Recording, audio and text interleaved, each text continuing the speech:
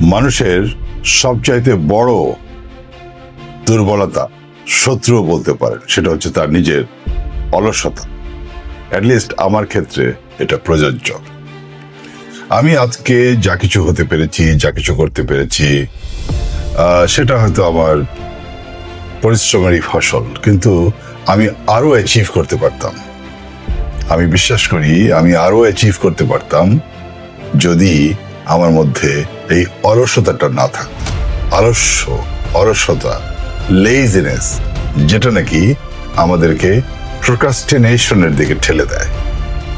তো যাই হোক, আমি মনে করি যে এখনো আমার অনেক সময় আছে, কারণ আমি বয়সকে কোনো কিছু মনে করি না। যে কোনো বয়সেই মানুষের শেক অফ করতে পারে এবং তার যে অলসতা সেটাকে ঝেড়ে ফেলতে পারে, ঝেড়ে ফেলে সে সামনের দিকে এগিয়ে যেতে পারে।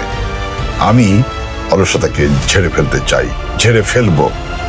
আপনারাও অলসতাকে ঝেড়ে ফেলুন। অনেক ধন্যবাদ।